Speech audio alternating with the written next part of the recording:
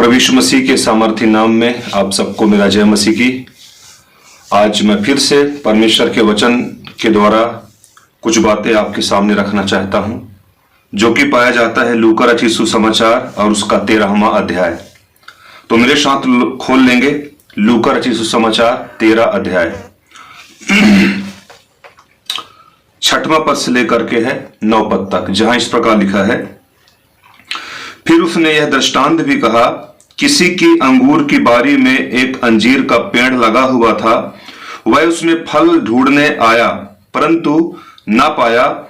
तब उसने बारी के रखवाले से कहा, देख, 3 वर्ष से मैं इस अंजीर के पेड़ में फल ढूंढने आता हूं, परंतु नहीं पाता। इसे काट डाल कि यह भूमि को भी क्यों रोके रहे। उसने उसको उत्तर दिया, हे स्वामी,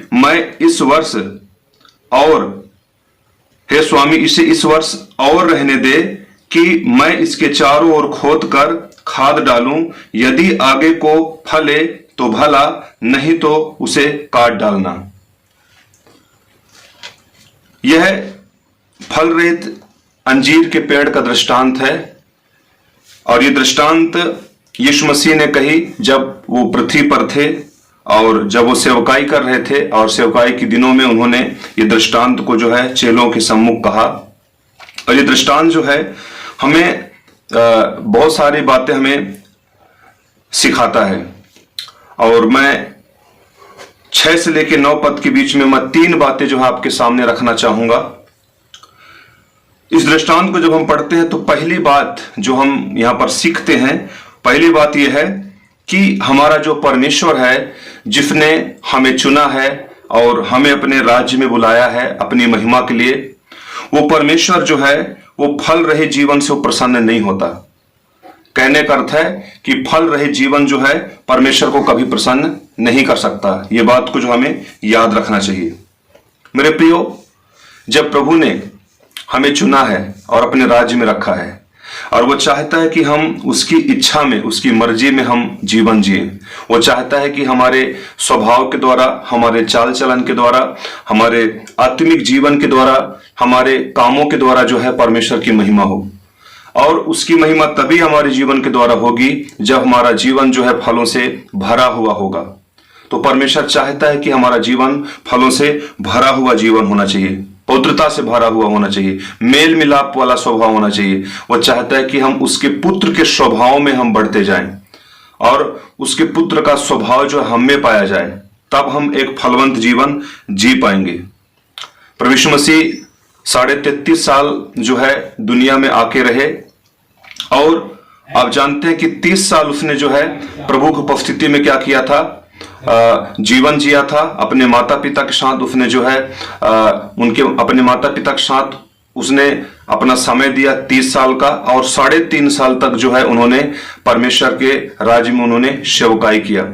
और आप जानते हैं कि वो 30 साल का जो जीवन है उसका रिकॉर्ड जो है बाइबल में हमें नहीं मिलता। बाइबल में केवल लूका जो है अपनी किताब में लिखता है कि यीशु मसीह बुद्धि में और डील डोल में परमेश्वर और मनुष्य के अनुग्रह में बढ़ता गया। उसके अलावा जो है और जानकारी जो है और जो बातें हैं हमको यीशु मसीह को 29 साल के जीवन का नहीं मिलता। लेकिन जो 3.5 साल प्रभु यीशु मसीह ने जो सेवकाई की, 3.5 साल उन्होंने जो वचन का प्रचार किया, वचन की शिक्षाएं दी, चाहे पहाड़ी उपदेश हो, चाहे वो दृष्टांत की बात हो, सब बातों में हम लोग देखते हैं कि यीशु मसीह ने बहुत अच्छी उन्होंने शिक्षाएं दी। और ये जो शिक्षा हम लोग अभी देख रहे हैं, ये भी उन्हीं शिक्षाओं में से एक है, फल रहित अंजीर के पेड़ का दृष्टांत, जिसे हम सीख रहे हैं।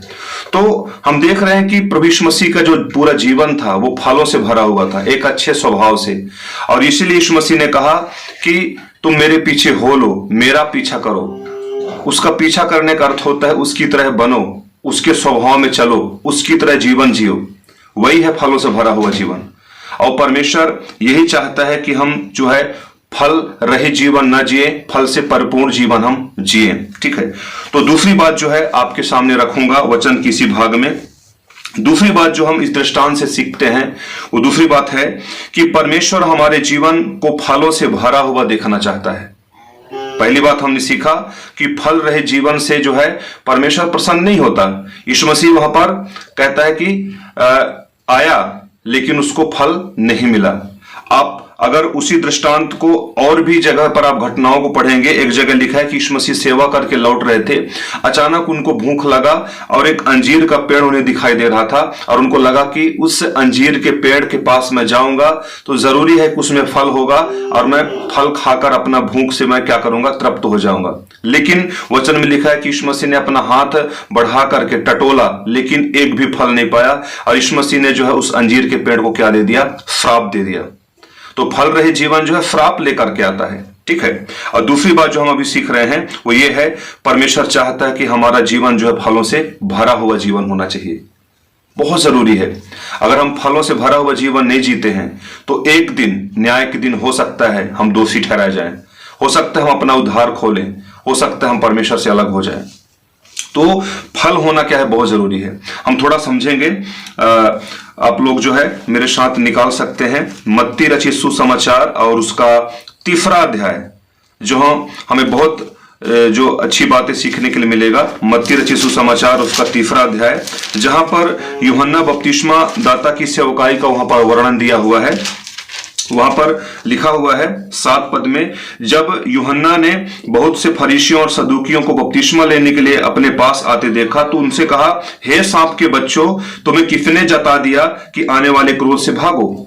आप जानते हैं कि आसपास के जो नगर के लोग थे जहां यूहन्ना बपतिस्मा दे रहा था, यरदन नदी के पास, वहां के आसपास के बहुत सारे जो पापी लोग आते थे, गांव के लोग आते थे, छोटे लोग आते थे, अनपढ़ लोग आते थे, निम्न श्रेणी के लोग आते थे।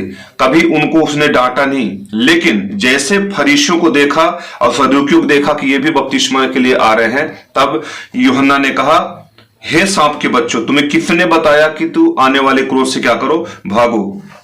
और 8 पद में यूहन्ना ने कहा फरीसियों से, मुझे मन फिराव के योग्य फल दिखाओ तो मैं तुम्हें बपतिस्मा दूंगा।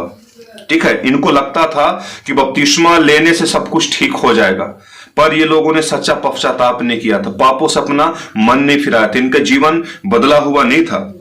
और यीशु मसीह ने कहा, यूहन्ना ने कहा कि 10 पद में अगर हम पढ़ेंगे तो यूहन्ना कहता है, अब कुल्हाड़ा पेड़ की जड़ों पर रखा हुआ है, इसलिए जो जो पेड़ अच्छा फल नहीं लाता वह काटा जाएगा और आग में झोंक दिया जाएगा। आप देख सकते हैं कि यहां फल की बात की गई है कि तुम अच्छा फल लाओ। फल का मतलब होता है एक पवित्र जीवन जियो, एक ऐसा जीवन जिसमें नफरत, घृणा, हर प्रकार के कामुकता की बातें, शारीरिक अभिलाषाएं, हर वो बातें जो जिसे परमेश्वर पाप कहता है वो हमारे जीवन में नहीं होना चाहिए, तभी हम एक फलवंत जीवन जीने वाला हम लोग ठहरेंगे। तो परमेश्वर चाहता है कि हम फलों से भरा हुआ जो है हम लोग जीवन जिए, वो फलों से भरा हुआ हमें जो है देखना चाहता है। तीसरी और अंतिम बात जो है हम वचन किस भाग से हम सीखेंगे, लूका 13 अध्याय से। तीसरी और अंतिम बात है, परमेश्वर हमें समय देता है कि परमेश्वर हमें समय देता है ताकि हम में फल उत्पन्न हो जाए। आप देख रहे हैं, अगर आप ध्यान से पढ़ेंगे, अगर 8 पद को, लूका 13 अध्याय 8 पद यहां लिखा है, उसने उसको उत्तर दिया, हे स्वामी, इसे इस वर्ष और रहने दे कि मैं इसके चारों ओर खोद कर खाद डालूं। लिखा है इसके चारों ओर खोद कर खाद डालूं, और लिखा है खाद डालूं, यदि आगे को फले तो भला है, फले तो अच्छा है, और नहीं फले तो इसको कहता है काट डालना।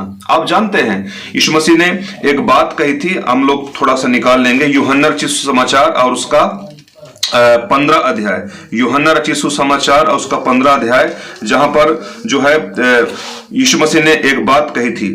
15 का 4 पद में लिखा है, तुम मुझ में बने रहो और मैं तुम में बना रहूं, जैसे डाली यदि दाखलता में बनी ना रहे तो अपने आप में नहीं फल सकती, वैसे ही तुम भी यदि मुझ में बने ना रहो तो नहीं फल सकते। यीशु मसीह बता रहे थे कि अगर तुम अपने जीवन में फलवंत या फलों से भरा हुआ जीवन जीना चाहते हो तो कहता है एक काम करो, मेरे वचन में बने रहो और मेरा वचन तुम में बना रहे, और तुम मुझ में बने रहो और मैं तुम में बना रहूं, तो तुम क्या लाओगे, फल लाओगे। बिना यीशु मसीह में बने, बिना यीशु मसीह के वचन में चले कभी एक व्यक्ति जो है फलवंत जीवन नहीं जी सकता। इसलिए यीशु मसीह में बने रहना है और उसका वचन हमें पाया जाना चाहिए, तभी हम एक फलवंत जीवन जी पाएंगे। ठीक है, और आगे हम देखेंगे इसी में लूका यूहन्ना रचित सुसमाचार 15 का 5 पद को हम लोग देखेंगे। यहां पर क्या लिखा हुआ है, मैं दाखलता हूं तुम डालिया हो, जो मुझ में बना रहता है और मैं उसमें बना रहता हूं वह बहुत फल फलता है, क्योंकि मुझसे अलग होकर तुम कुछ भी नहीं कर सकते। यीशु मसीह बता रहे थे कि अगर तुम मुझसे अलग होकर फलवंत होना चाहते हो, जो कि नामुमकिन है, असंभव है, तुम कभी भी फलवंत जीवन नहीं जी सकते, फलों से भरा हुआ जीवन तुम जो है नहीं जी सकते हो। तो यीशु मसीह में बने रहना, उसके वचन में चलना और उसके साथ संगति करना, उसका पीछा करना, इन्हीं के द्वारा हम जो है एक अच्छा फलवंत जीवन हम जी सकते हैं। और जब तक हम यीशु मसीह में बने नहीं रहेंगे, उसका वचन हम में नहीं होगा और उसके वचन पर हम नहीं चलेंगे, नहीं जिएंगे उसके वचन के अनुसार, तब तक हम जो है फलवंत नहीं बन। अगर हम चाहते हैं कि परमेश्वर हमें इस्तेमाल करे और हम परमेश्वर के सच्चे और जीवते गवाह बने, तो हमें जो है एक फलवंत जीवन जीना है। प्रभु ने जो हमें मौका दिया है, तो हम उस अवसर का हम लाभ उठाएं और अपनी तैयारी करें, परमेश्वर के साथ अपना संबंध मजबूत करें, परमेश्वर के वचन को हर दिन पढ़ें और परमेश्वर के वचन के अनुसार जीवन जिए। हम परमेश्वर जो हमें आत्मिक फलों से हमें भरेगा, आशीषित करेगा और अपनी महिमा के लिए इस्तेमाल करेगा। परमेश्वर अपने वचन द्वारा आप सबों को आशीष दे। आमीन।